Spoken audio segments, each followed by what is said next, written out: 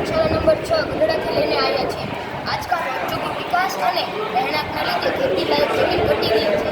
એટલા માટે ઓછા પાણીમાં અને ઓછી જમીનમાં ખેતી થઈ શકે તે માટેના ઉપાયો આપણે શોધવાના જ રહીએ. આ માટે અમે એક મોડેલ તૈયાર કરેલું છે, જેમાં ઓછી પાણીમાં અને ઓછા જમીનમાં ખેતી થઈ શકે છે. જેમાં અમે પ્લાસ્ટિકની પાઇપનો ઉપયોગ અમે કેનાલ તરીકે કરેલો છે. ખેડૂતોના ખેતરમાંથી કેનાલ પસાર થતી હોય છે. ખેડૂતોને ખેતીલાયક જમીન હોય છે, પરંતુ કેનાલ આવી જાય છે. એટલા માટે તે જમીન રોકાઈ જાય છે. એટલા માટે ખેડૂતોને આ રીતે બીમ ચડવાના હોય છે અને એની ઉપર આવી રીતના સ્લેબ ભીડીને તેમાં નીચે દોરડા લાંબા કરવાના હોય છે. દોરડા લાંબા કરીશું એટલા માટે જે નીચે કેનાલનું જે પાણી છે એ કેશાકર્ષણના નિયમ મુજબ તે વનસ્પતિ ઓટોમેટિક જ ઉપર ખેંચી લેશે.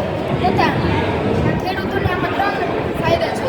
પહેલો, ખેડૂતોને કેનાલનું જે પાણી છે સૂર્યપ્રકાશ ન મળવાથી નીચે છાંયડો હોય છે. એટલા માટે કેનાલનું પાણી બાષ્પીભવન નથી થઈ શકતું.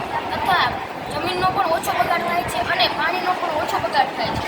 અને ખેડૂતોને જે જમીન જે આ નકામી પડી રહેતી હોય છે એના કરતાં ઉપાય છે કે આવી રીતની જે ખેતી હોય છે એ ઉપયોગ કરે. અમારી સરકારને એક વિનંતી છે કે જો આ અમારી કૃતિને જો અમલમાં લઈ લે તો ખેડૂતોને ખૂબ જ લાભદાયી થઈ શકે છે.